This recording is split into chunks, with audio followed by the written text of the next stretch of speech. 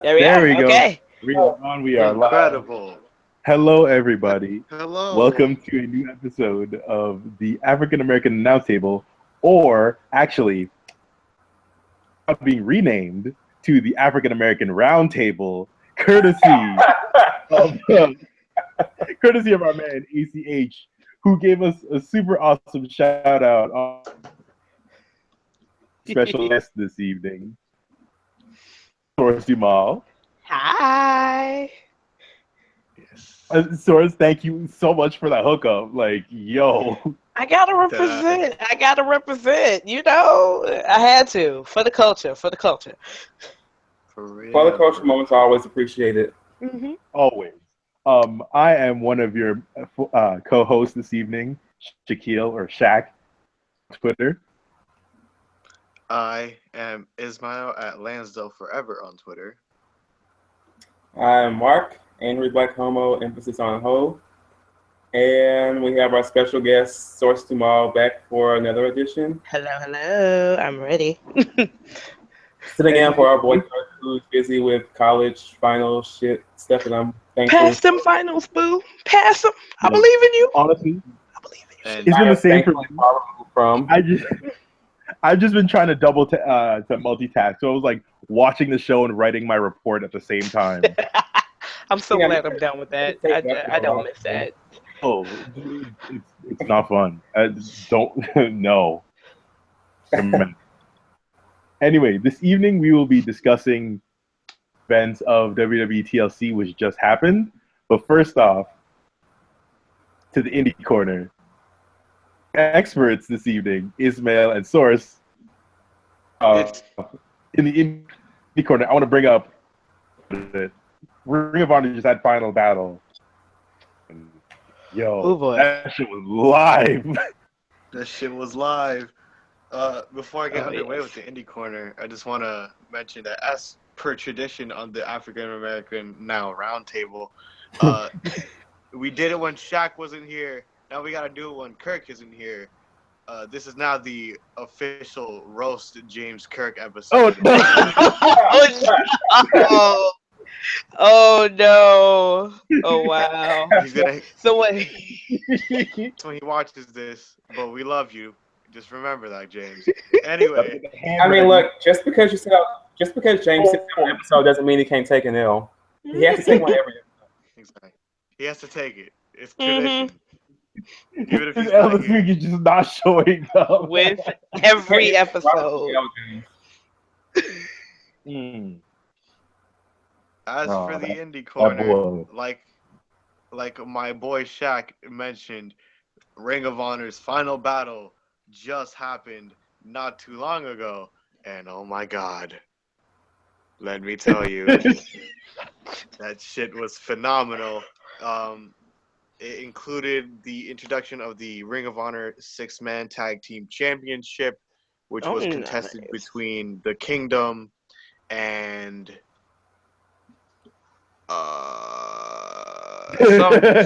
some team full of scrubs. Just Bae, you have the internet in front of you. Like, come on. I'm just not gonna refer to it. I'm Regardless, just saying. Kingdom won. They're the Ring of Honor 6-man Tag Team Champions. First ones. Also, You out here slandering the name of my boy Kushida. Don't do that. Yeah, Kushida. No was on Russian that Jay team. White. But listen, Kushida's you're been one of my right. guys. So Kushida's that guy. Don't get me wrong. I just forgot, bro. We also had the Ring of Honor Television Championship defended by the new champion, as per Ring of Honor's UK tour, Marty Scurll versus the former TV champion, whom he won it from 2 days after Will Ospreay had won it. Will Ospreay and Dragon Lee, I believe his name is, from CMLL. Yeah, Dragon Lee. Which was a great match. Marty Scurll retained. It was great.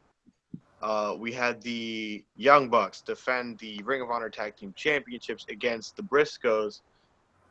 Dem Boys couldn't get it done, though. Young Bucks retained, which I should mention had the incredible 15 super kick spot which was literally the Young Bucks just super kicking the Briscoes over and over again. It was great. Concussion. Steve Corino was losing his shit on commentary. It was amazing.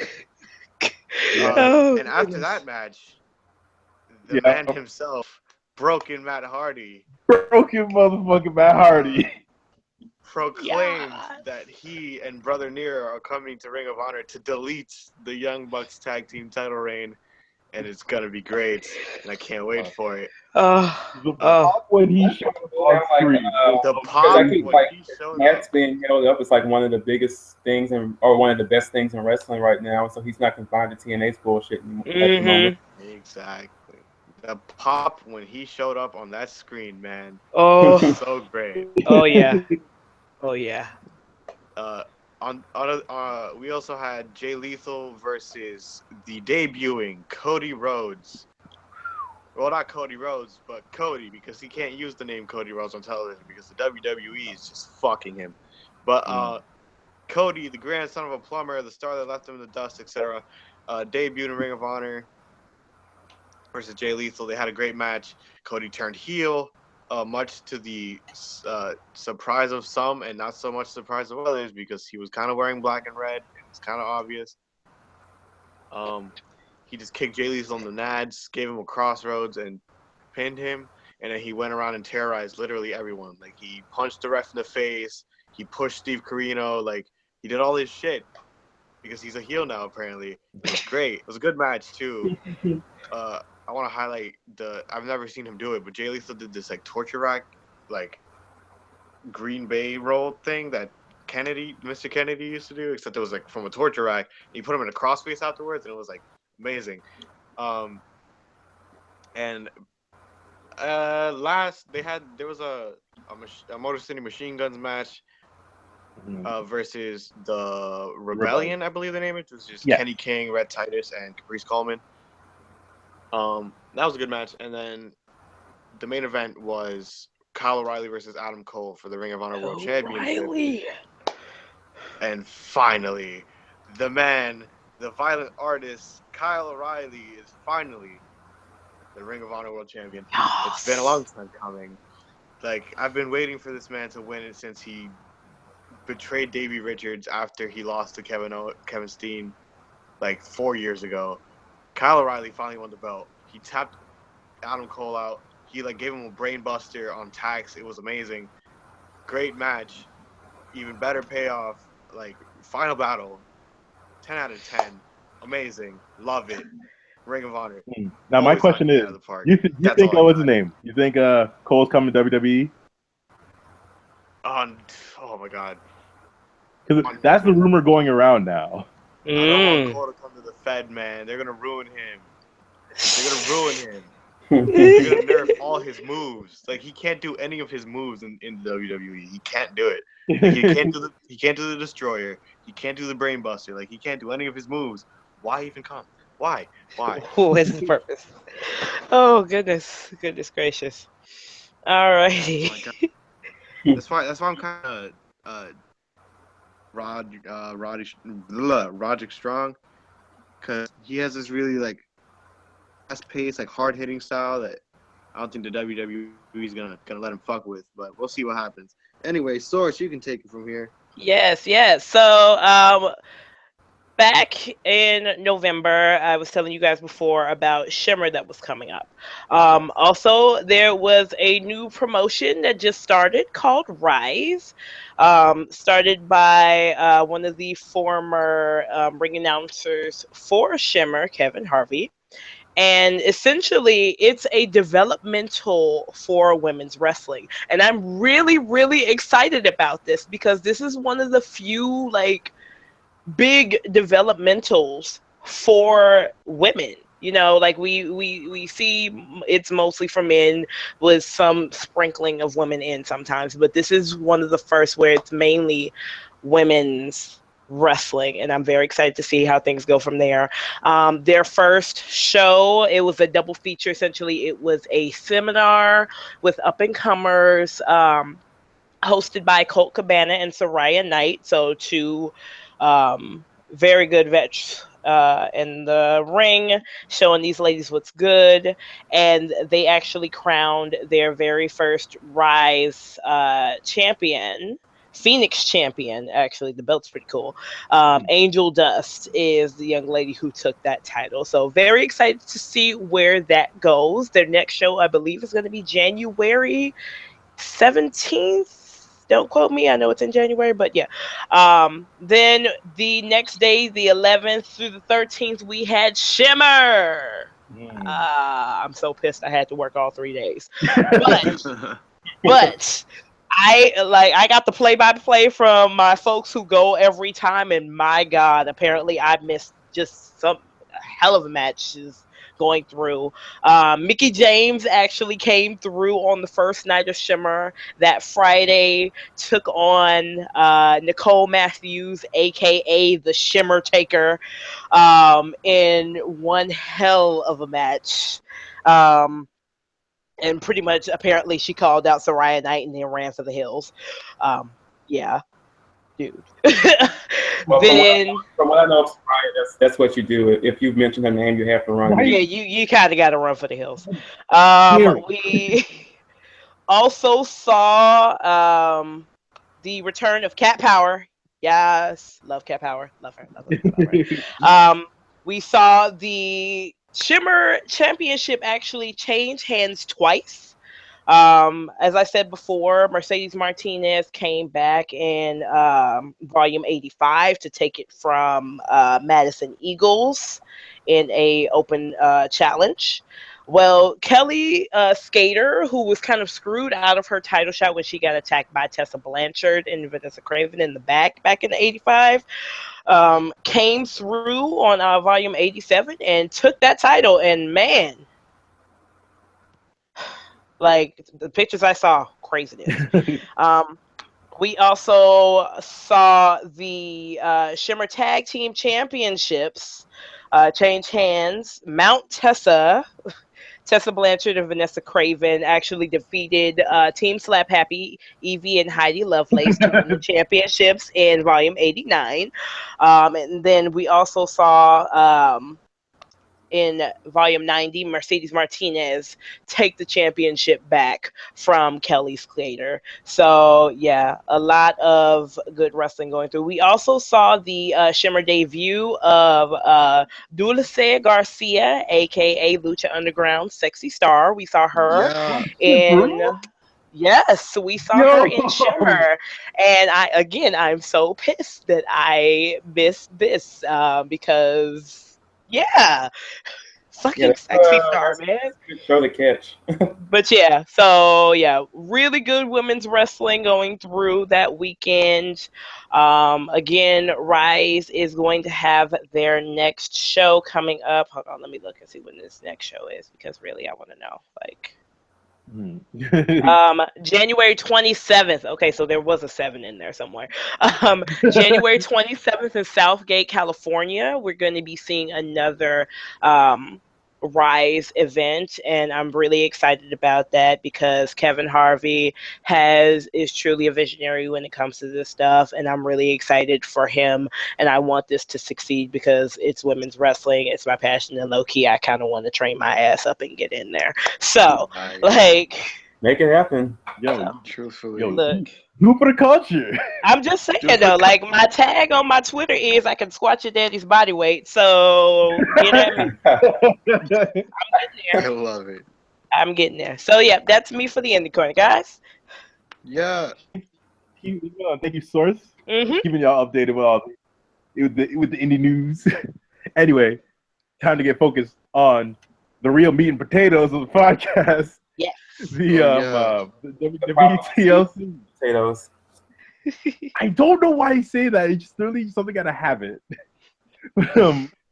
Anyway, it's time to talk about TLC, which just mentioned earlier, just finished about an hour ago. First up, actually, there was a 10-man tag team match. I didn't even know just happened until right now. Yeah, that was on the pre-show thing that happened. Why you say it like that, Mark? Yeah, Hype Bros, American Alpha, and Apollo Crews. Oh shit, Apollo Crews finally showed up again. Man, listen. Versus the Vaudevillains, The Ascension, and Kurt Hawkins. Yeah, so that match was, again, it was a thing that happened. Yeah. Yeah, it was okay. Actually, it like once what's his name? Mojo Rawley. Yeah. See, non-factor. But once he got out of the match, it was fine. Mhm. But I was just like, okay, I was just sitting there watching that whole time, like, why the fuck is this dude still employed? I don't get it. No one does, Mark. No one does. Yeah. I don't because even someone asked, like, does Mojo have any fans? And I just replied, no. No. How the fuck, okay, but how the fuck do you kill a crowd dead in the opening, like the very first bit of wrestling I see in the whole night, and the crowd's dead when you're out? Yeah. Oh yeah, no, we're gonna be talking about that throughout like the evening. Yeah, the rest of the crowd was interesting tonight, but I just feel like there's just no way you can have a dead crowd for like the very first match of the night. Mm-hmm. Apparently, Mojo Rawley proved it. Yeah. But then again, it's not the official start, so Right. Yeah. But really, I want the American Alpha to prosper. I want them to truly give them a chance. I'm gonna talk about this in just a minute. But Okay. But before we do that, also want to shout out to freaking Peter Rosenberg actually made it out to the pre-show panel, which I did not expect. Yes. Wait, what? Yeah, Peter Rosenberg was on the pre-show panel. Oh wow! My guy Peter Rosenberg. And he was actually from what I saw, he was actually really solid. Dude, he's a mark. I love him. He's a big wrestling fan. Exactly. So that's what I was like. It took me by surprise. But I was like, yeah, no, he fits. Yeah, it makes sense. They should hire. Mm-hmm. I'm not surprised that American Alpha hasn't gotten their shot yet, just because they kind of caught lightning in a bottle with the now former champs. Mm. Like that. They what's his name? Rhino and Heath Slater. Got kids, man. But Heath Slater and Rhino. I need this job. Their timing was just interesting. They call on and fans liked them, so WWE went with it. It made sense. I feel like American Alpha's going to get their shot next, though. Oh, absolutely. They better. Yeah, the first match was the Heath Slater and Rhino versus the Wyatt family, Bray Wyatt and Randy Orton, accompanied with Luke Harper for the SmackDown Tag Team Championships. Now, I was surprised at how short this match was. Because really, you know how short this match was? 5 minutes and 53 seconds. I thought it would be at least a little bit longer, at least maybe almost 10 minutes, but they ended that shit quick. Yeah, I don't know why, because the show ended a half hour early. So it did. And literally, I was this is one of those times where I was kind of mostly focusing on my homework because I was waiting for match to pick up a bit, because you know how Orton is when he's in the ring and the match just slows down until he has to actually know oh, it's time for the RKO, so I got to pick this stuff up. But no, it was slow. But one other thing I want to mention, because me and Ismail both freaked out about this, is the intro to the Wyatt family. They played the original Randy Orton theme for 5 seconds. Yeah. Flipped. Because as much as I don't like Orton mostly, and we all canceled him, if I hear that old theme song, I'm gonna lose it because that's one of my favorite WWE themes. So, but it was hard for me to really cancel Orton after that whole All Lives Matter thing, just because I never started him to begin with. Oh, so that's true. but and then now they have him paired with Bray Wyatt right when he's doing his white boy dread phase, which needs to end. Man, them dreads is now. It needed to end 3 weeks ago. No. The day before he made the decision that was a good idea. Yeah, truly. Exactly. But anyway, the match ended with with Randy Orton. He got to hit that RKO. So that's what you watch an Orton match for. And they beat Heath Slater and Rhino in 5:53. So that means Bray Wyatt finally has a championship in WWE. Exactly. That's why after 3.5 years. Dude, years. it's ridiculous. Take it It's forever. ridiculous.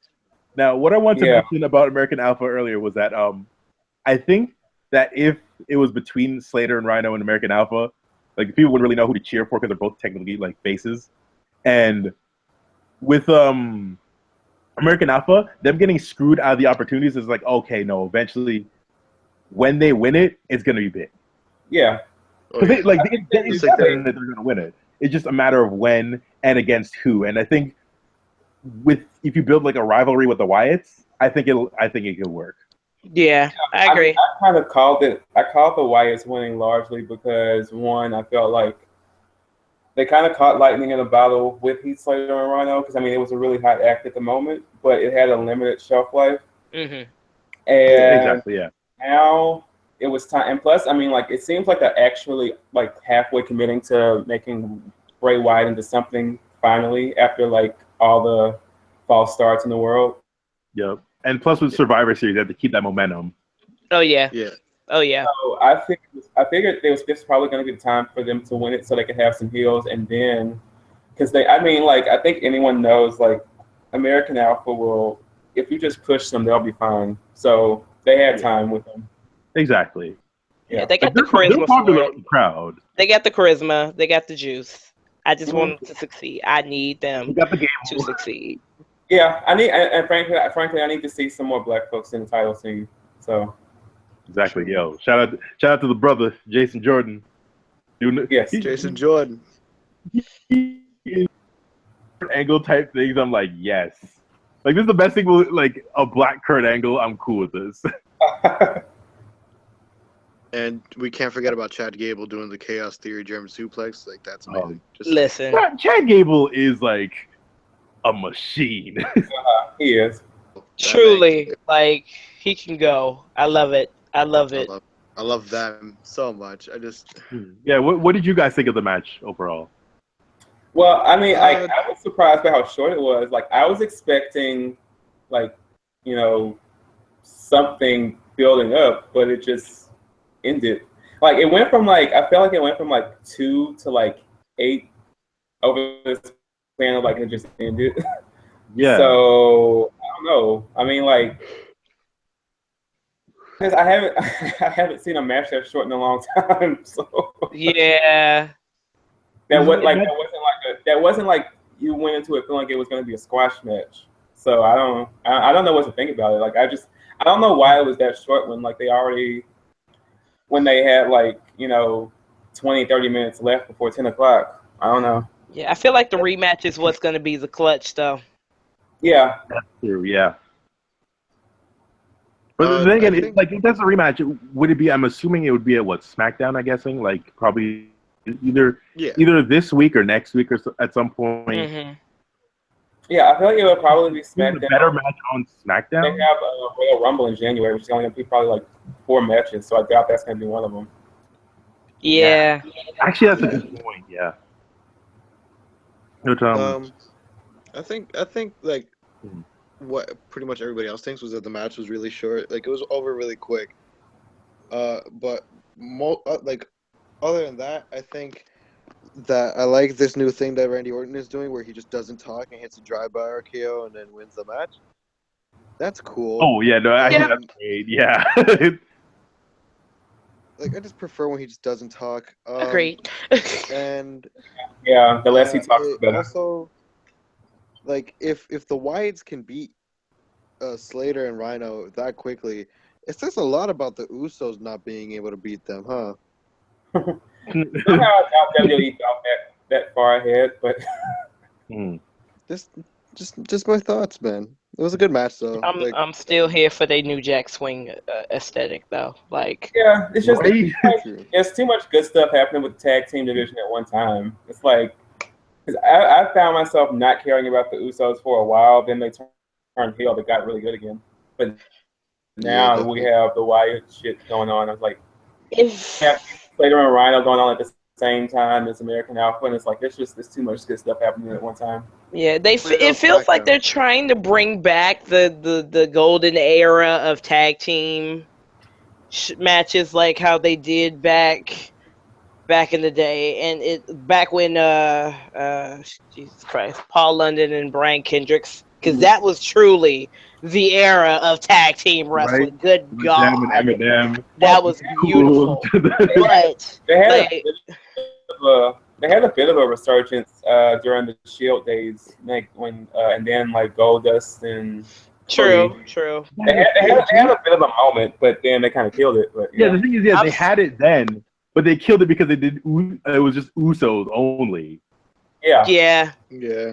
I'm still mad the 3-man band didn't get the respect that they deserve. God damn it. Put some respect on their name. Mm-hmm. Drew McIntyre, bro. Listen, Let him we about go, to see him later in the month. BT Dubs. Oh, Yes. God damn it. man. Oh, I can't believe we forgot about freaking what's it called? WCPW in the indie corner. How Drew McIntyre won the WCPW championship. And Cody Rhodes on the internet. And Cody Rhodes won the internet champ. Yes. Yo, Cody Rhodes looking nice. He looking nice with them double titles. Yes. Exactly. Cody Rhodes is like on that shit, man. Beautiful. Tanner. But yeah, Source, what did you think of the match, the tag team match? It was a bit short. I was kind of just like, okay, Brandy's here, I guess. But like, I don't know. I agree with Mark and what he said about how the steam of their odd couple relationship is kind of just run out. So, I'm hoping we get to see a good, decent run with American Alpha. Hopefully, I hope they take it at WrestleMania. Like, Yeah. I hope that they draw it out to WrestleMania. That's what I want it to happen. Truly, So I see the Wyatts and Slater and Rhino carrying it out to January. Mm-hmm. Getting their rematch. It probably won't be at Royal Rumble, but it'll be like sometime during that month, and then maybe something will happen like at Royal Rumble that'll get the WrestleMania feud kicked off. Yeah. So I think SmackDown's been pretty good about like doing longer, more drawn out feuds rather than like the quick month by month shit that Raw does. Very true. Mm-hmm. Anyway, next up on the card, the match between Nikki Bella and Carmella. Alright, it's on my computer being really iffy right now. Yo, internet's. Yeah, your connection's shoddy. There we go. There you go. Are you there? Because you froze. God damn. Like, Am I it came good? for a Am I second, good? and then it went. It's like blank over here. All right, is my audio at least fine? Yeah, your audio's still working. Okay, now you're back. Here we go. Okay. Yeah, Nikki Bella versus Carmella in a no disqualification match. Kind of like a match that I was just kind of on. Yeah. Like it was a match that happened. I thought it was good. They brought out a few weapons like the kendo stick, but although the whole bit with the fire extinguisher was great. I thought as far as like a feud ending moment, I thought it made sense because like I don't know. I saw it as like Carmella's been like a pest that's been like constantly like picking at Nikki and like biting her and just like that bug that just won't go away. So that was like, I felt like that was like Nikki spraying like some insect spray on her for like 5 minutes straight just to make sure she got rid of her. Raid. You know what's a bug that just doesn't want to go away? But yeah, that match is also really short at 7:39. Like literally 2 matches were done within the first half hour. And that's when I got really concerned with the show. Yeah, that's when I started to feel kind of weird because I was like, this is a 6-match card, and it's like you already have 2 of the matches done in the first half hour. And like, yeah. I don't know. But yeah, it was a little like a decent little like kind of like when I say decent, I mean just kind of like it wasn't terrible. I wasn't like completely. I don't know. I like the match personally. Like they had one weird moment where I think they had a miscommunication where Nikki had Carmella in that powerbomb position off the apron. I think they had a miscommunication or something. So it took them a minute to do that Hurricane Rana spot. Yeah. That's one thing I noticed. Oh yeah, that was those ones was like I liked Nikki's that kick off of the barricade. Like I low key was like, is she gonna do a moonsault? Is bitch about to do a moonsault? Okay, never mind. Like, well, I kind of felt like I thought that at first, and I was like, oh yeah, she does that turnaround kick, so that's probably what she was gonna do. But I thought that was pretty cool. Mm-hmm. I don't know, I mean, like it wasn't anything special, but I thought it was a good match. I liked it. Also, there's that promo at the end that could have been done better, but about the whole like Survivor Series. I thought it was kind of hokey personally because it was like, okay, who doesn't think that Natalya was the one who attacked her? Oh, it was the most obvious thing ever. Right. So I'm like, what's the point of doing it that way? Because I mean, we all know that Natalya did it. So I'm like, unless it's going to be somebody other than Natalya, I don't see the point of doing it that way. Yeah. But like, my thought was, like, Carmella was cutting that promo. I was like, oh, I figured, like Natalya's gonna come out and attack from behind or some shit, but that didn't happen, so I was underwhelmed. And then what happened right after the promo? Oh my god! I was like, okay, so you're gonna reveal Natalya as the attacker, and then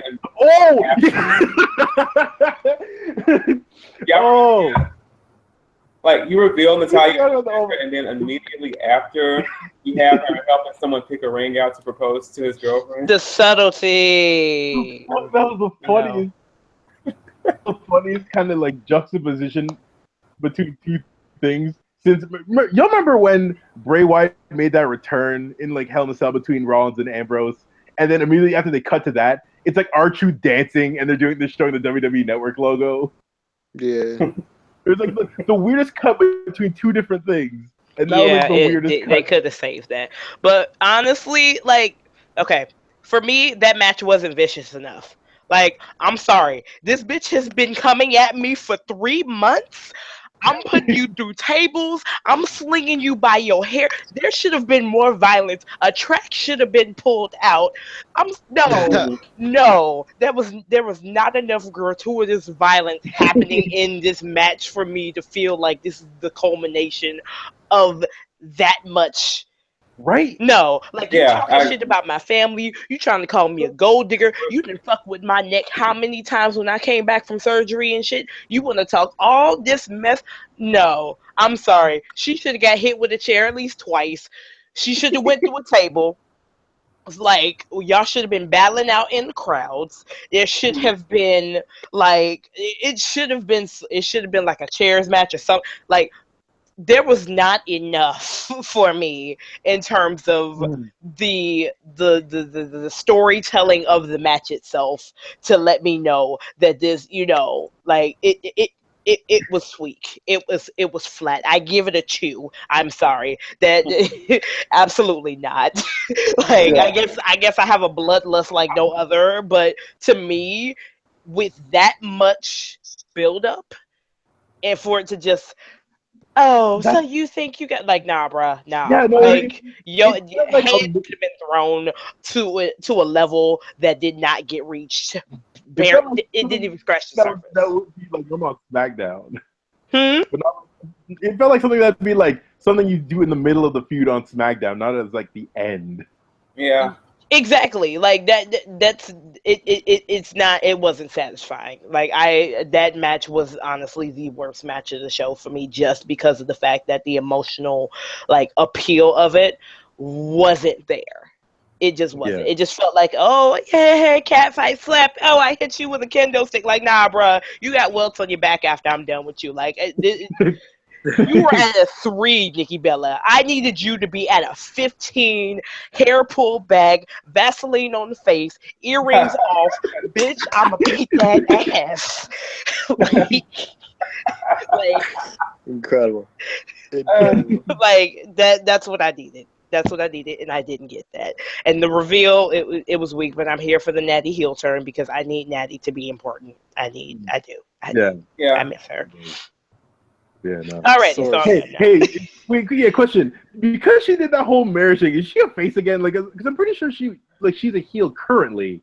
Well, the thing is, she was supposed she's to be already, but I guess she was middle of the road. I don't know. yeah, she kind of was just kind of there, not really a leaf in the wind. But okay, next up was the Intercontinental ladder match for the Intercontinental Championship. Dolph Ziggler versus Miz, the final chapter. I thought this match was pretty solid. If not, it ran a bit too long.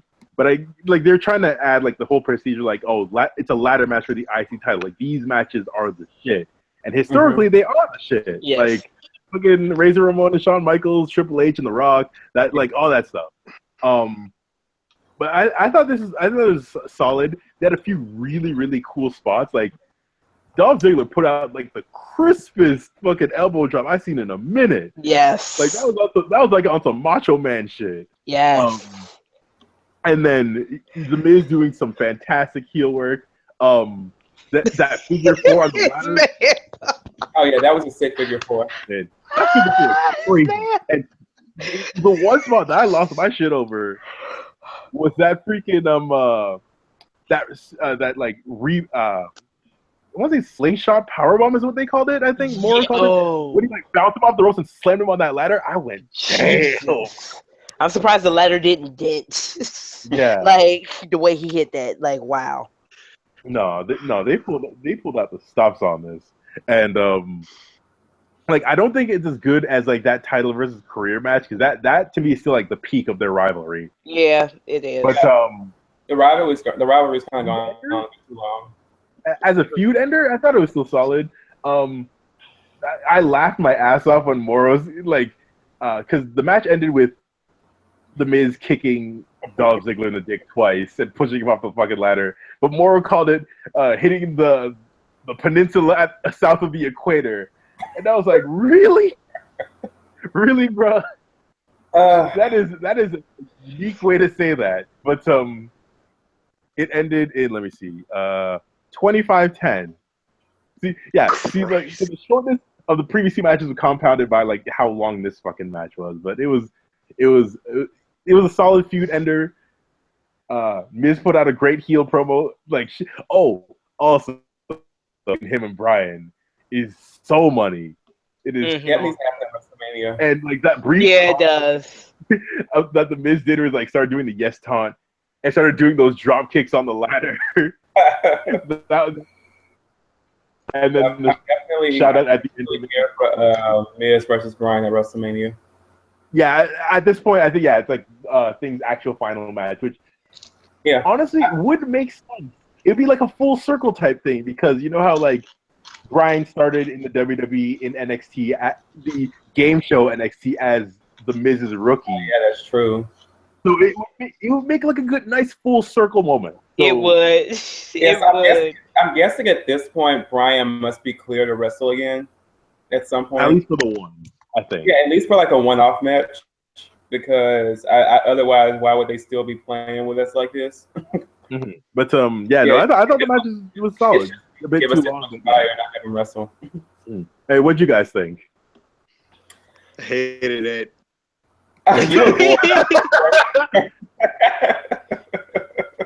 You were I hated all of it. The music hit. Yeah, no, you were mad. I was so pissed. I hated it so much. I saw the tweet. So... We took 25 minutes to see Dolph Ziggler get kicked in the nuts. Bro, it was so boring to me. Like I was literally just like I was watching it. Like at first I was like, okay, cool, ladder match. It's gonna be nice. Yeah. And then it was like dragging. I was kind of, I guess it's my fault because I kind of compared it to, or I was comparing it to the last one they had, the title versus career match, which was amazing. And then compared to this, like this match drug on for way too long. And then like they teased the false finish like 6 times, and I was just like, please, just let it end already. And then when they go to end it, I'm like, okay, is Maurice going to interfere? Like she always does. Like, what's going to happen? And then he just kicks him in the dick. Not once, but twice. I thought it was funny, personally. Yeah. I'm just like, oh. dog. He kicked him in that peninsula. I was like, okay. He's I'm like, still laughing thinking about it. Terrible. Like, all I want to know is who does Maurice's outfits? Because, bitch, I want that corset set. Like, I want the corset. I want the top with the choker. I want the heels. I want the fishnets. I want the booty shorts. I want it all. Like, I will rock the hell out of it. Like, just give me this outfit. Like, I bitch. can be your outfit for the next indie show. Yes, the fuck it would be. I think I Like- tweeted, like, Maurice could kick me in the stomach with high heels on, and I'd say sorry. I'd be like, yeah, can I have some more? It'd be But honestly. I swear she gives me like Dominate. glamour dominatrix feels, and I'm just here for it every Yes. single time. Like I just want the outfit. Absolutely. Give me them corsets. Like She gives you femme dom tees. Absolutely. yes, Right. I love it every moment. So yeah, yes, Maurice. So I unfortunately didn't see the whole match because I had to go run to the ATM to get some money to get food delivered. So, I missed some of the match, but what I saw, I mean, I liked the match, but I kind of missed the build-up part of it. So, oops. But yeah, that ending still just makes me laugh. Listen, a kick to the dick is never not funny to me. It was, what made it funny to me though was the fact that like Dolph was in prime position to take the dick. Yeah, Between the two ladders. Yeah. Yeah, no, bro. like positioned you himself, saw like coming. between the two ladders, just spread equal. Yeah, and the thing is, like after he did it the first time, he couldn't adjust himself because he's still split between the two ladders, so he just kicked him again. I just thought it was so fun. That was so Ismail sick. is so unbelievable. I was so sick, bro. And then Man, so that's what you think of the match. the cherry Like- on the shit cake was Oh god. was just that he decided to promo afterwards. That's what really got me. Anyway, continue. No, listen, But you know, honestly, Miz puts out God type promos, so like, but he does. He truly does. But like seriously, no, the promo actually made it because it solidified the whole thing. And like Mark said, I see it being Daniel and Miz one last time at WrestleMania, so Daniel can finally shut his ass up, and I'm so ready for it. But yeah, it honestly, I love anything that Dolph Ziggler does. The man is absolutely wonderful in the ring. So anytime he's in the ring, I'm just like, yes, yes. He's had a bit of a rebirth, kind of. 'Cause I was like not always here for him for the longest. yeah. But this Miz feud, even though it's gone long, it's kind of giving him a bit of a resurgence. So I appreciate that. So yeah. Actually, you know what? I was wrong. The peak of their match. The peak of the rivalry was not the Tyler vs. Career match. It was that KFC promo, the Colonel versus Chicken. I'm so like no, I reject that.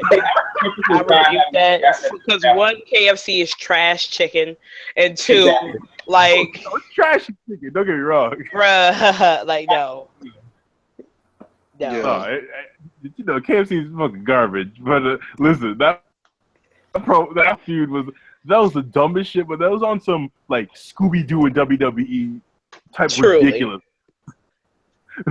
Anyway, next up was the chairs match between Baron Corbin and Kalisto, and I'd be goddamn if this was the biggest surprise.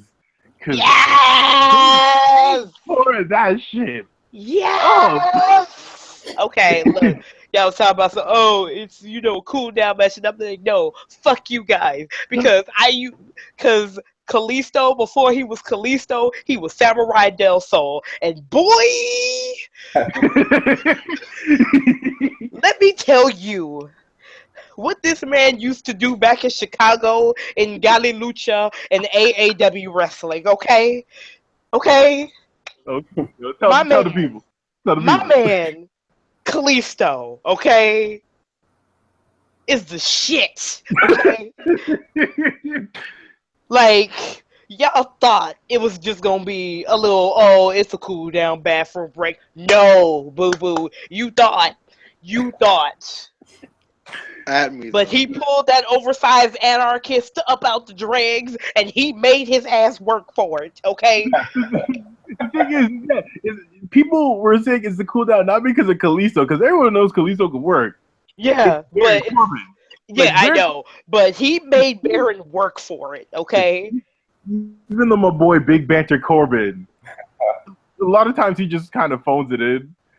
But yeah, no, He does. made, But he made him work for it, and truly. To work in this match, it was really good. some of the spots Yes. they had it like a chairs match. Usually, I'm just like, this match is stupid. You could just made this no DQ and it would have been fine. No. But no, they took full advantage of that. Listen. First off, they shout out to that suicide dive reverse into a deep six. Oh yeah, That, Bruh. one of the Yeah. best spots of the show. I flipped. Oh Definitely. goodness. That shit was great. Yeah. No, the slam. All the chair spots were just vicious for this one. Yeah. And, they had to because chairs match. But even the finish, the fucking finish, when Kalisto went for that dive and fucking Baron Corbin throws that chair in his face. Like, we actually got a face shot, which for fucking in PG WWE, that's a surprise. Oh, before I forget. Speaking of Speaking of I that, know exactly man. what you're about to say, too. Yeah, I'm about to go rewind for a second back to the Miz and Dolph Ziggler match. Y'all heard Miz say motherfucker. yeah. That Oh, is- yeah. We heard that. Okay, but look, I don't blame him. The way he landed, though, he landed straight on his knee. He landed straight on that knee. Like, I'm surprised his patella didn't move out of place the way he landed on that knee. Like, it was bad. Like, Context for the people who didn't watch, but there was a point in the Ziggler Miz match where oh no. Ziggler slams the ladder on him, so he falls to the ground. And yeah, he landed right like on his fucking. Yeah, he landed badly. Yeah, he landed on that right knee hard. So yeah, he needs to ice that shit. He let out. He audibly yelled "motherfucker" and it got on camera. He But yelled out some TV-14 language on a TV PG show. yo, that ain't PG. But anyway, not PG. back to the Kalisto Baron Corbin match. Yeah, he threw the chair in his face, and then did the end of days on the chairs, which it still looks like it's Baron Corbin to rock bottom, but but it's still like it was a great match. How long it was? Yeah, 12:51. But yeah, so it was a very solidly length match. But yeah, no, I was surprised at how good that shit was. Mm-hmm. Yeah, that was great. That's my boy. What you guys Kalisto. think? Yeah. Ismail, what'd you think? I'll start with you. It was a good match. I'm not gonna lie. I went into it thinking, oh, it's a cool down match that I don't care about for the match that I didn't care about. And I was pleasantly surprised. Like you said, Corbin is not known for his in-ring work, but Kalisto is, and it wouldn't be fair to Baron Corbin to say that Kalisto carried him, because he didn't. Like they both kind of busted their ass, and it was pretty great. And they had some pretty good spots like that senton, like Hurricane Rana senton on the like lined up chairs, and the suicide dive into the deep six, which was gorgeous. The headshot to the chair headshot when Kalisto tried to do something off the top rope and Baron Corbin caught him with the chair, that was great. And just the finish, like a lot of people, I know a lot of people say they love the end of days, but like Shaq says, it kind of looks like he's taking a rock bottom from everyone he gives it to, and it kind of looks dumb to me. But I guess it's cool. It was a great match. That's all I gotta say, man. It was good. All right, Mark, what'd you think? Yeah, it was a pleasant surprise. I wasn't expecting it to. I mean, I wasn't expecting myself to care about a Baron Corbin match, like, period. But it was a pretty good match. And like Ishmael said, it wasn't like Kalisto carried him. Like it was a two-way effort to make that match what it was. I enjoyed it, and it kind of sold me a little bit further on Baron Corbin, because I know like they've been trying to tell me for months that like Baron is someone I should care about, and I haven't bought it. But they brought me around a little bit tonight. Yeah, Soros, what do you think? You already know what I think, babe. I kind of have been just apathetic about Baron Corbin, because he's just another like big guy that they just love to push, and it's just like, okay, but like you kind of have the personality of a raisin, bro. Like really, like you got the PBR drinking edgy frat dude like kind of side smirk going on, and you're tall. Like, that's your shtick. We've seen this over 100 times before in the past. It just didn't really give me he really didn't give me that much to work with. But this, it actually kind of emotionally drew me a little bit more to him, because, my guy, Kalisto. Yes. Yeah, he pulled that out. He pulled that out. He came through. Kalisto came through and gave you just that little bit of boost of personality, boo. So yeah. So we'll see in the coming days how he does, of whether or not he goes back to the personality of a raisin, or he actually gets some moisture and becomes the personality of a grape. Then, so. Oh man. Oh man. I'm just saying. That is the best analogy. Next up on the card is the tables match for the SmackDown Women's Championship between Becky Lynch and Alexa Bliss. I've been really digging this rivalry for the most part. Mm-hmm. I was hoping for them to come through with a solid match, and they did. They came through with some physicality, some brutality on there. Shit, well, I'm fucking blanking out for a second. Also, I would say, wow. Words, it's okay. Right now? Words stress from school. My bad. But when Alexa slammed Becky through the table and won the Women's Championship, that was the cleanest like table break. It really was.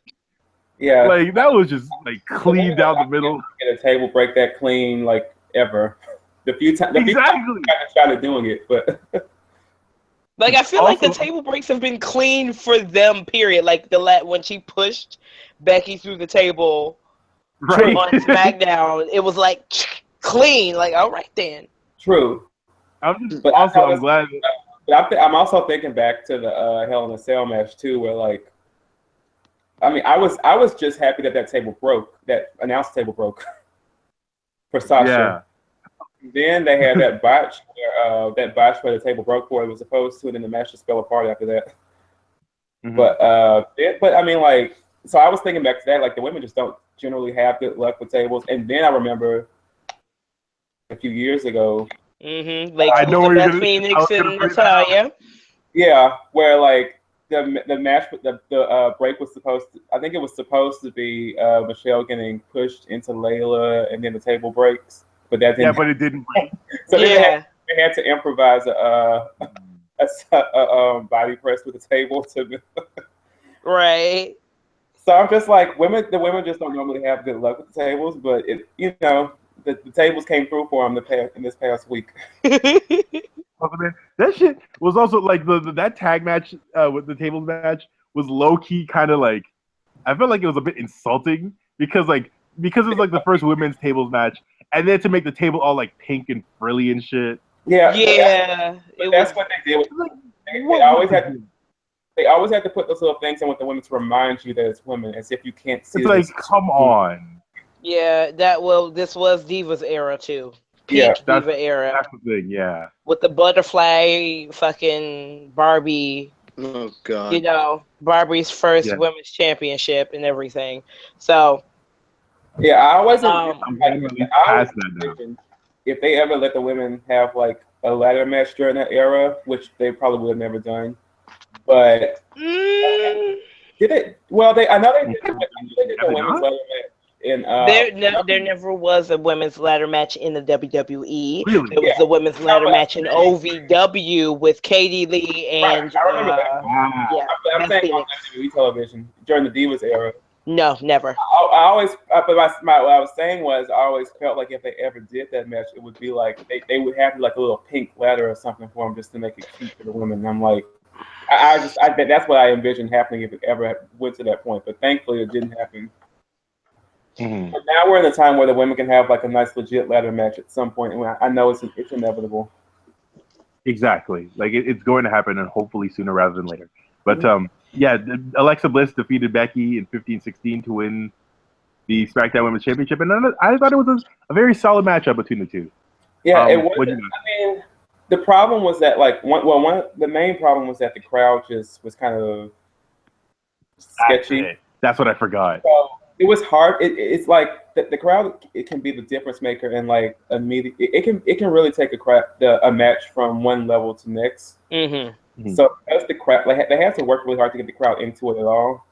So, but that was like every match tonight. So it kind of skews your perception of the match. I feel like I would have liked it a lot better if the crowd was into it more. But I think the action itself is actually really good. Mm-hmm. Yeah. And I did like the psychology with the table, like the way that like when they knew, like when like Alexa knew she was about to get slammed through the table, she would like reach out and turn the table over or something like that. Yeah. Yeah, that was good. That was great. Like it was good psychology around the table in the match. Yeah, it was great. Yeah, Plus I think the right woman won. Mm-hmm. Like it's like no offense to Becky, but she doesn't have that like extra je ne sais quoi that the rest of the four horsewomen have, you know?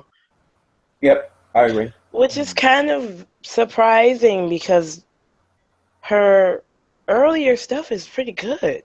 Mm-hmm. Like Yeah. Knox, man, her early Shimmer days when she took on Allison Danger.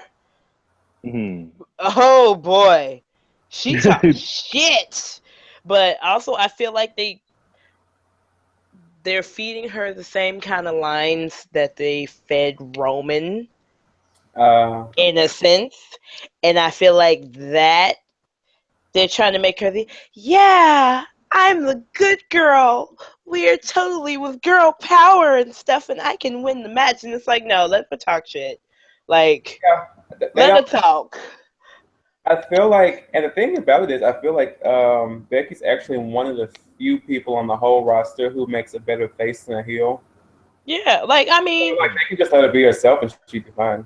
Yeah, I mean, to be honest, like low key, this is me cracking jokes, but there are so many like quips that she could have been like. I mean, talking to Alexa Bliss, like Alexa Bliss can talk, love her, but Becky could have came back with a vengeance, like, okay, look here, Polly Pocket, you need to sit your little ass down, like, you know what I'm saying? Like, come on, like. The jokes could have been there for days. Like, bruh, take your ass back to Arkham Asylum. Like, come on. Well, like, she had those little quips. Like, I remember back when she was back during the godforsaken Divas Revolution days when Paige had first turned on them. And then, like, I remember this really funny promo that Becky cut where she was saying, like, I don't care if Paige is the anti-diva or the uncle diva. It was stuff like that I kind of felt like I was missing from her in this feud. Yeah. But yeah, like I think I agree. Like I wanted Alexa to win this match, and they made it happen. So I think I feel like maybe Becky might be better off in maybe in rematch mode because she'll be in the chase now instead of actually being the champion. It might be one of those things that might help. That might help a little bit as well. Yeah. Yeah. Sounds awesome. So guess we're all in agreement that the match was, pretty good. One thing I will say about the ending, like the way, like pretty much the way that they ended it was kind of the only way that they could, because Alexa doesn't have the strength to really powerbomb Becky through a table. Because you see, she kind of just Yeah. with it. Like Alexa don't Alexa is tiny. Yeah. like she ain't got the strength to go and like throw her ass into it. So I kind of felt like they that was the like best way that they could, but it could have gone a little bit better personally. But that's just me. But anyway. Okay.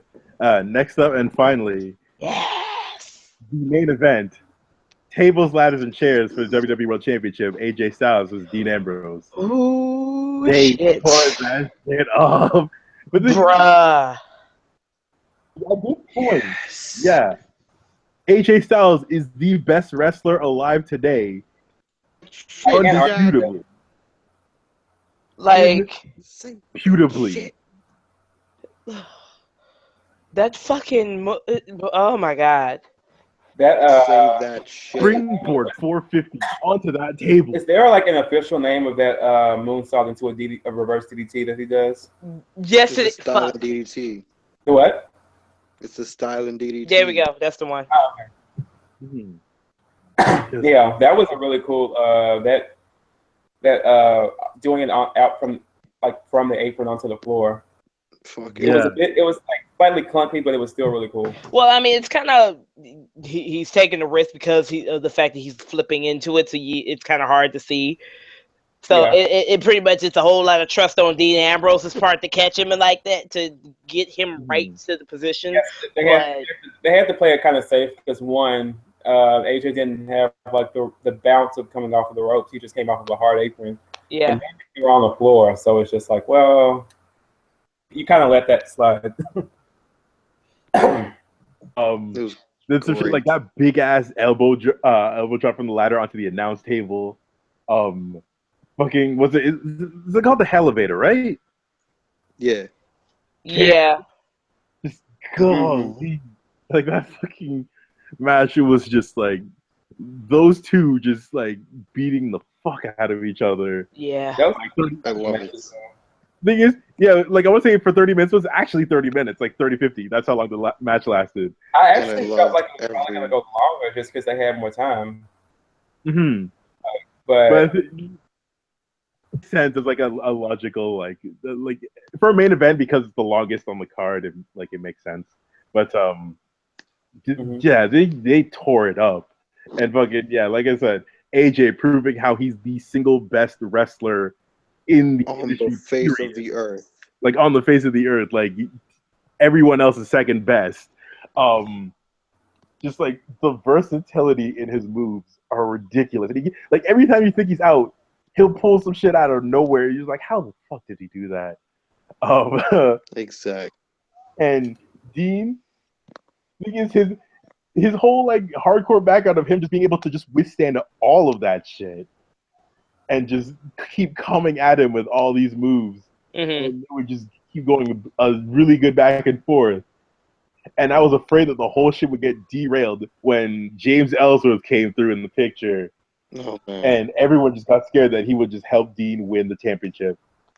But in the funniest fucking turn of a jobber since Colin Delaney, Ellsworth turned heel and fucking pushed Dean Ambrose off a ladder into a pile of tables, helping AJ Styles. Yeah, I kind of called that personally. I was like, I figured, I predicted AJ was gonna win, and I kind of figured that Ellsworth would be a factor, even if it wasn't on purpose.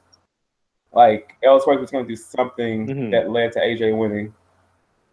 Yeah, but I figured like probably there was gonna be a heel turn. Like I didn't necessarily know why the heel turn was gonna happen. I just figured the heel turn was gonna happen. So we'll find out on Tuesday, I guess. Exactly. My thing is, I got really concerned also because I was like, as I was looking through Twitter, Kaz from the Wrestle Rap podcast, because James Ellsworth has a future championship opportunity as a result of like getting that contract. He was like, "Is it like a Money in the Bank situation?" And I got real scared. I was like, "If he does this, I swear." No. So, thankfully, that's not the case. And so, yeah, AJ retains. Match of the night for sure. Yes. And, so now I see some. It was ridiculous. Now we're gonna And I'm see some excited to see shit between Dean Ambrose and James Ellsworth, and quite frankly, I need him to step his game up. Get your pussy up. Suck a dick. Own a business. Like, actually, one other funny thing I should mention is that everyone notices, but at a certain point, AJ's like his fucking like tights ripped. ripped right down the middle. So It wasn't right down the middle. It was like slightly to the left. Exactly, but so it was visible. See his ass cheek the whole time. I'm not complaining. So did y'all see the Bob meme? Oh, yeah. Wait, what meme? There was a SpongeBob meme in response to AJ Styles for the Panther. Yeah, he's like, I need a tailor. Like, I need a tailor. So I'm gonna send this to you because I ripped my pants. Oh my god. But yeah, as soon as I saw it, I could not look at it. I was like, I can't breathe. Yeah, no, it was great. But what you guys think of the match? Mention some stuff that I probably forgot about or forgot to mention. AJ Styles is God. Oh my goodness. AJ Styles can do nothing wrong. I swear to God, that man is perfect. Yes. Oh my God, man, dude. Oh my God. And we saw quite a bit more out of Dean. I saw personally a bit more out of Dean Ambrose than I've seen previously, because before I was kind of like, meh, okay, come on, give me more. And this he definitely got pushed. We definitely saw a bit more out of him in his, brawler stiff type style, as well as a little bit more aerial styles out of him than we have seen in previous matches with Dean. So yay on that. But I'm actually very interested to see, like I said, the upcoming Dean and Ellsworth feud, because he's gonna kill him. Dean's about to whoop his ass. About to beat that ass. And also, like I said, I need Ellsworth to come through with just more than just, I got a super kick and a couple of hits. Like, nah, bro, come on. I done looked you up. You done held the tag team championship. You got some skill. Come on. Let's show this. I would hope so, because I'm like, if they're like the fact that they signed him to a contract and they actually are planning on doing stuff with him. Like, I feel like he's going to get sent to NXT to get himself up, and then we'll see a comeback, possibly. I don't know, maybe. But yeah, I do hope that they do more with him than just what they have been doing now, where he's kind of like I can barely take a punch, flopping around, and I got a sloppy ass, music. That man looks like he has glass bones and paper skin, so I'm not surprised. Yeah, I need him to put some meat on his bones. Somebody feed this child. Like AJ Southern, I need you to give him some cooking real quick and get him up, because this ain't cute. But yeah, I want to see better of him. If we're gonna keep him around, he's got to improve, because you're on a national stage, baby. Like. Yeah, because I already, as it is, I was not interested in anything he was doing. Like, when I first read that he got signed to a contract, I actually, like, literally rolled my eyes. I was like, really? Like, this is going to be a thing? Like, this isn't a one-off? Okay, whatever. So, yeah, I'm going to need him to do something else. I'm personally just not... I'm not that interested in him being so consequential to the feud, because I'm not that interested in anything he's doing. Like, it was a cute thing at first, but then it just kept going. Mm-hmm. So I'm like, at this point, I need y'all to do something better, something more worthwhile. Yeah. True. But hopefully, they'll probably, like, at this point, I think he's just like he's going to be like another Gilbert, or just kind of like, he's a job that's what it feels like. Surprisingly over. I mean, you heard the chants, sounded just like it. Exactly. So, Ellsworth, Gilbert. Coincidence? I think I think nah. not. Like they'll probably put him in the Royal Rumble match as a spot where he just gets eliminated really quickly. Yeah, yeah. Ooh, If he also a can win. quick thing. Sorry. Well, wait. I'll Yeah. finish. Wait, I'll finish with that and then do the thing. Oh no, I'm done. Like Oh, okay. Because the 205 Live thing went through recently also, and didn't Rich Swann take the Cruiserweight Oh Championship? yes, Oh, shout out to the Yeah. boy, Yeah. shout out to the god. Shout out to Yes. the man. Also, I'm really excited because Prince Ali is coming. Prince Ali, fabulous he, is coming to the 205 Live, and so he's a Chicago native, so I got to rep for my boy. I Hey, have to. Oh, I have to. So, Yeah. let us Are there any also thoughts I on gotta the shout. 205 live show since we haven't? It was better, honestly. It was so much better than like the rest of like the cruiserweight matches that we see on like Raw and like the recent pay-per-views. Like I thought it was much better. Like the crowd needed a bit more. Like they picked up excitement during the main event, like during the actual like title match. mhm. But yeah, I think that's because a lot of them they didn't know who the people were. Well, I'm glad that at least like Jack Gallagher got at least a pop because they realized, man, no, this dude is the shit. But Yeah. so I'm just super happy to see fucking Rich Swann take that cruiserweight championship because man, that dude deserves it. Like that was one of those times where I'm like, yo, the you deserve a chance. He absolutely does. Yes. Yes. That I'm dude, very that happy dude's for him fun on for a that. minute. True. But yeah, no, I thought it was great. Yeah, I thought it was a good start. I still think that the cruiserweight division is kind of finding its identity a little bit and Yeah. how it wants to work. Because I still feel like one of the problems is they work too similarly to everybody else. Like the matches are very similar, so it's just like okay, it makes you feel like okay, why is there a special division for this when they're doing the same type of work? Like it doesn't have to be flips every 2 seconds, but it needs to be something where it's like differentiating themselves from what's happening in the main event because it's not because it's like it's not the days of the Attitude Era anymore, where it's like it's all heavyweights who aren't doing any kind of like flips and agile moves like because we're past the days where like it's all big dudes who aren't all that agile. Like we have like Seth Rollins, we have Kevin Owens. These are dudes who can do the same moves as cruiserweights. So it's just like, well, gonna differentiate itself, and it's not necessarily doing like a like high paced flips every few minutes, but But I mean, like it was a good start. Like I liked the show. Like I enjoyed the show that when I watched it, and I mean, having them start off with Rich Swann winning the title, I thought was a good way to shake things up and just show like this actually is a legit show that you want to tune in for. It's not going to be like Velocity or some shit. Like this is like a legit show. So I thought it was a good start.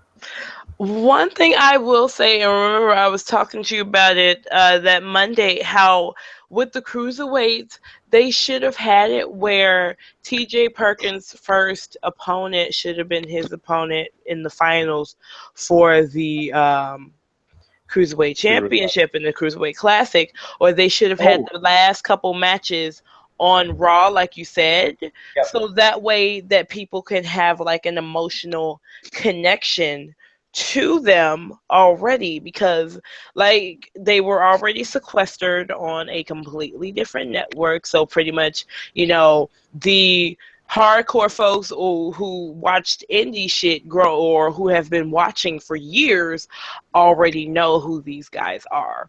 But for the kids, these little 8-year-old 10-year-old kids don't know who these guys are. Like the casual fans who just Monday Night Raw's on, who is this guy? Like they don't know who these guys are. There's a complete emotional detachment to these wrestlers, and Brian Kendrick to the casual fan, who are you? Like To us, we know because that man was there during the fucking golden age of tag team wrestling. Like, hello. But And plus, like he was how gone long? for a minute. He was gone for like He what, was gone. 6 years? Yeah, he's gone for like almost 10 years. Like, who the fuck is this? Like, don't nobody know who you Exactly. are. Like, you're brand new to these people. And so they should have been taking the time to develop that emotional relationship, and they fell flat on it, and it's been biting them in the behind. But they've been building up slowly with it. Like Rich Swann, he's been getting over with the crowd for sure. And I feel like the indie crowd in the crowds have kind of been like the driving force to getting the rest of the crowd around with the cruiserweight divisions. But it shouldn't have had to be that way with that. You should have made a compelling storyline along with them doing the flippy shit to actually get you motivated to be like, oh shit, I don't know who this dude is, but damn, he beat that ass. Ooh, he stole the title from him doing that fake shit. Like, you know what I'm saying? Like, Yeah. Get me. I like, yeah, because like, I mean, that was like Source and I were talking when we were hanging out watching Raw on Monday, and it just, part of what started them off badly from day one was that they just kind of tossed them out there after having them sequestered on the network that whole time, and there was like she said, there was no attachment to it. Casual fans didn't know who they were, and plus part of the problem that I think they kind of remedied on Monday was that they always kept them in the third hour, which hardly anybody watches. So That's that was only that you like and open it also, with. like this time they gave them 2 segments instead of just one this past Monday, which I thought was a good move. And also they put 1 segment in the first hour and then another segment in the second hour. So at least they kind of switched it up a little bit, which I think I think this past week was like they were making good moves that show good signs for the future. Yeah, no. I think the problem is that like with them, they should have been like the first match. Like you got to put them in the first hours and go like, okay, here's some exciting like in-ring action from our cruiserweights, Right. like on some like W type shit. But yeah, no, they fucked up. So I'm hoping that at least like with 205 is it 205 or 209? 205 Live. 205. Which is weird because I 205, could have sworn that it was like it's like, 215 pounds before. Or maybe I was tweaking. Yeah, I thought it was like 220, 215. Yeah. I Yeah. got to check up on it again. Yeah, probably. At least with it, it could be like a rebirth and like reintroduce them properly. And also, I'm just glad because I get to see my boy Tozawa on a big stage, on like a WWE stage. Yes. And yeah. But I'm excited to see where it goes. Same. And anything else we want to bring up? I do want to give a slight shout out to, because it's been bugging me since like Monday. Okay. WWE, how they keep telling me that they keep trying to tell me that Rusev is a heel, even though he's yes. Actually, yeah. Let's go for a second. Yeah, like we can talk about that in like a couple minutes. Rusev being the actual face in the rivalry. I mean, like, so Rusev's whole gimmick at this point is defending his wife from misogynistic ass dudes, and WWE keeps trying to tell me that he's the heel, and I'm not buying it. I'm like, Rusev rarely does anything that makes me like not like him. And the thing is, yeah, like at the very beginning, I could understand. Like the very beginning, I can understand because like he was like stranded out there, but Rusev going like, "Yo, why are you naked in front of my wife? That's weird." No, but it's the week after, so like, yeah, this week when fucking Enzo kept taunting and Rusev about it, is like, "Yo, listen, she wants this." I'm like, bruh, No, Like, she bro, don't. stop. like I love Enzo, but like this boy is like, nah, bruh, you ain't in the right here. Yeah, see, I was iffy on Enzo already because same. I'm not big on his promos. I know, like, it's one of those things where I don't personally like it, but the fans seem to love it, so I just kind of go with it. I'm like, if people like it, then you know it is what it is. I'm not personally a big fan, but I'm like, when y'all are doing this misogynistic shit, one, and like like y'all are partnered with the whole Be a Star anti-bullying stuff. Exactly. So it's just like, it always comes and back to that. we've said this like how many shows now? Like, I think we've you done know, it for you like want this entire time we've been doing these. right. So it's just like, okay, what do y'all want to do? What do y'all want to be? Do y'all actually like? If y'all are gonna do the anti-bullying thing, that's fine, but be consistent about it. You're either gonna be like for no bullying and like, you know, being like equality for everyone and all that shit. And I mean, like that's all well and good, but like you need to commit to that shit in your own product. Like, don't like, you know, don't have like casual misogyny like it. Because my thing is, if you're gonna do misogyny, at least have the bad guys do it and have them get their comeuppance for it. Exactly. Like, don't everybody against Rusev has been doing it, and it's like the faces. So like Roman was doing it, and he interrupted like their whole wedding celebration. It's like, what the fuck is wrong with you? It's like that's their moment. Right. Rude. Yeah. Roman did it, Cena did it, The Rock did it. I think Dolph Ziggler even did it a little bit too. Yeah, Ziggler did it. Almost every person that Rusev has had like a somewhat extended feud against has done It's it. like they don't know what to do. It's like, oh hey, let's like treat Lana like a sex object. Right, like No. yeah, it's like that that theory about the sexy lamp, where like you can like if there's a story in some kind of a TV show or a movie where there's a woman that's featuring an angle and some kind of storyline between men, and like if you removed her and just replaced her with a lamp and they talk about it the same way, the story would still work.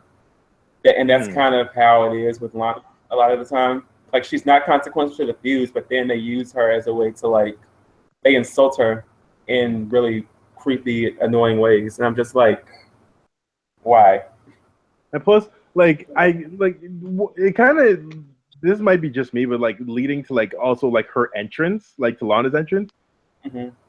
I feel like that by that same token, I get irked when they make her say like, "Oh, I'm married to Rusev, and he's the only person who can ever have me." And I get it, like draws heat, but at the same time, it's like, yeah, especially like drawing back before when she got in between like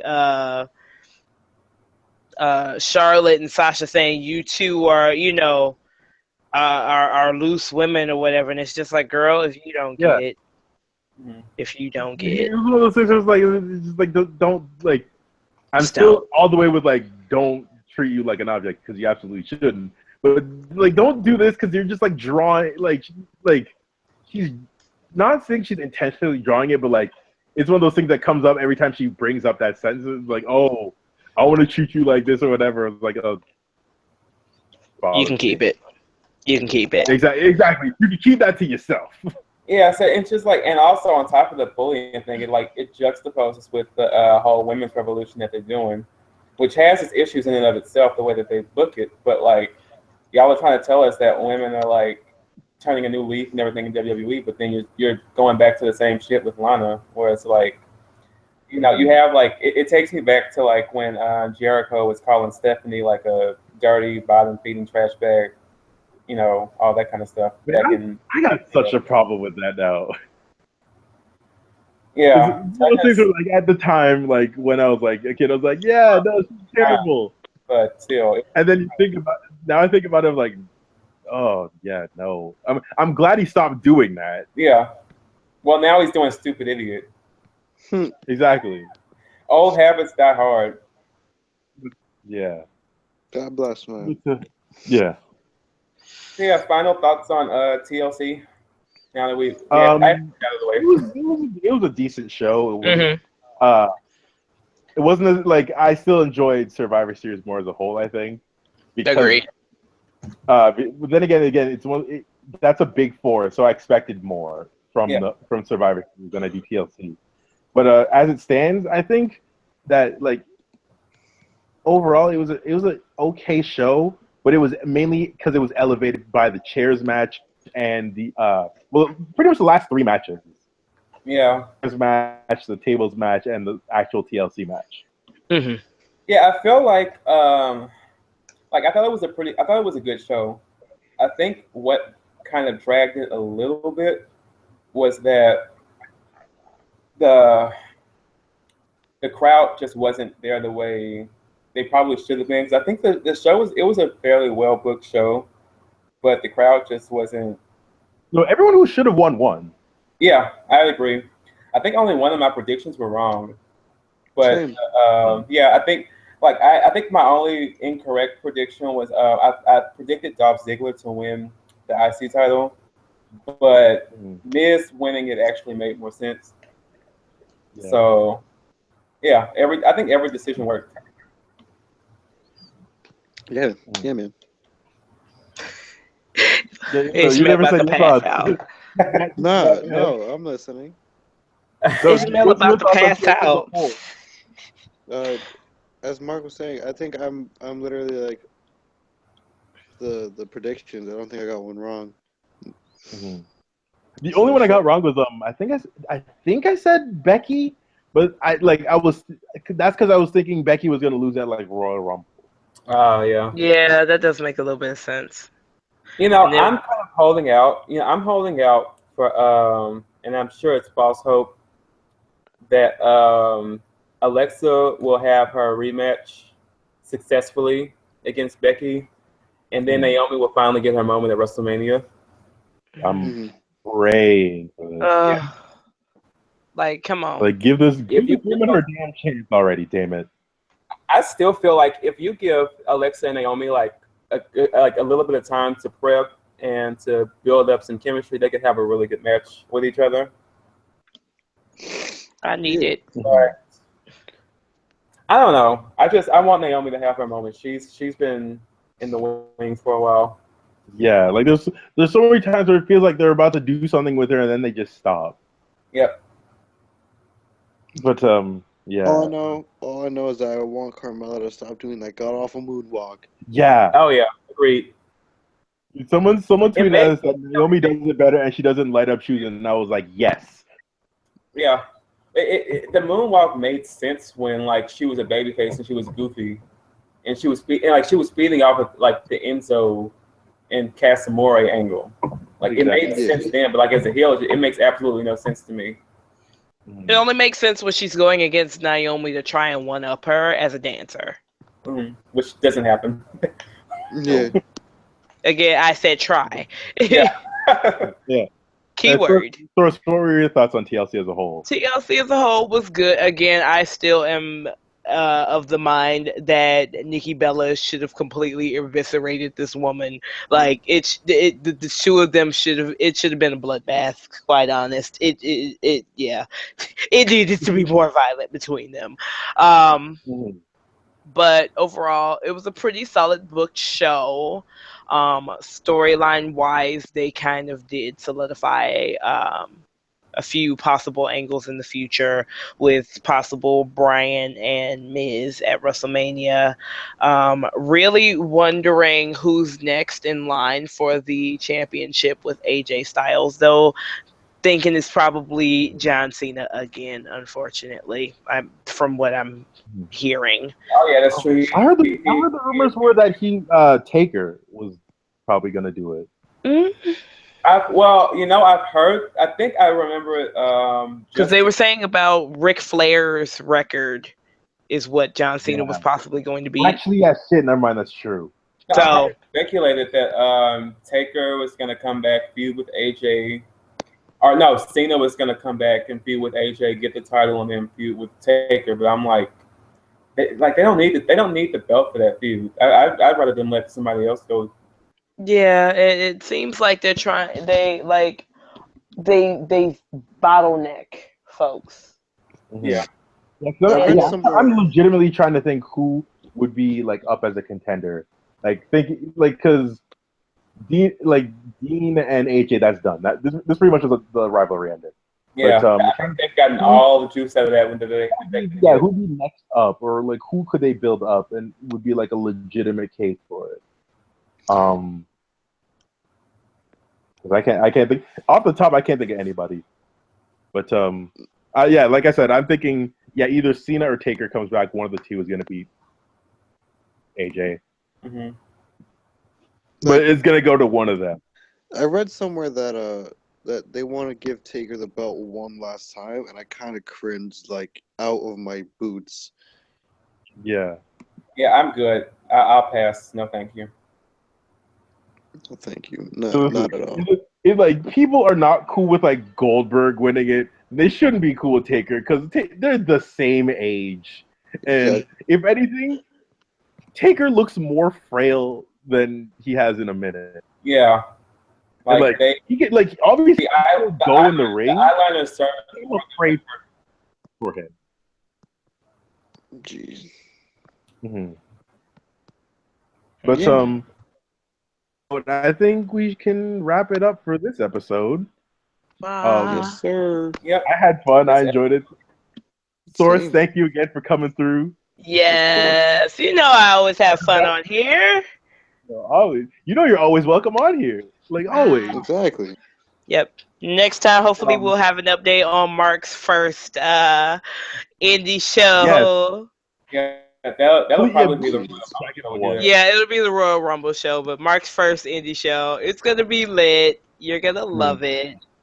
Yeah, so I guess we have one more Pit show for the year. Pit stop or something like that.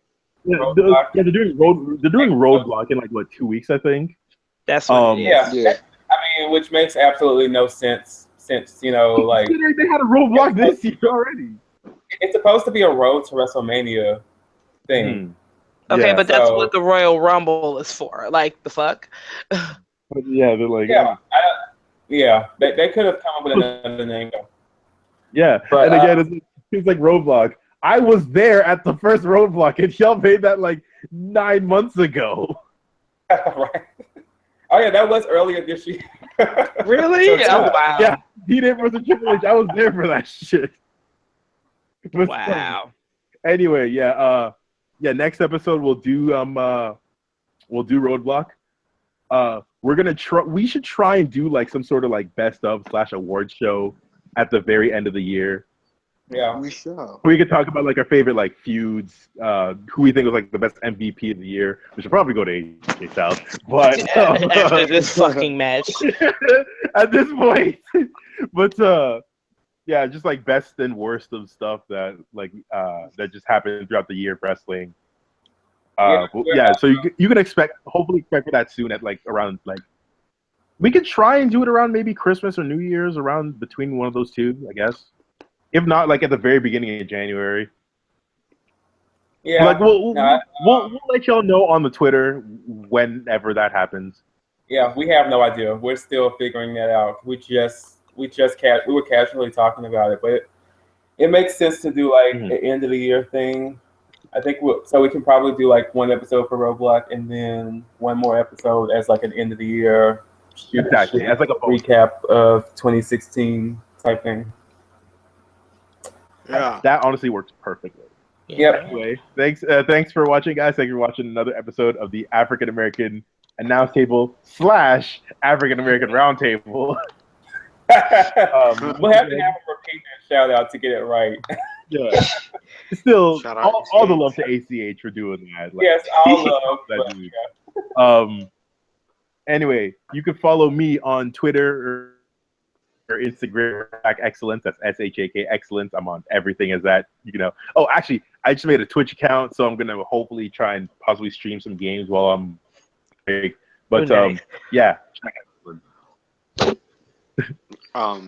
I'm Ismail at Lanzo Forever on Twitter, Instagram, Tumblr, Snapchat. Well, not Snapchat, but that's not important. You get the point. Anyway, yeah.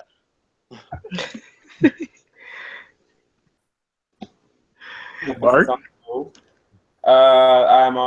You can find me at that name on Facebook, on Twitter, and on Instagram. And I'm on Tumblr, but that's really just a placeholder to make sure no one else takes the name. All right. And then I am Source Dumal, Source Dumal on Twitter and on Tumblr. So check me. Yeah. Yeah, thanks guys. Thanks for watching, and we'll see you next time.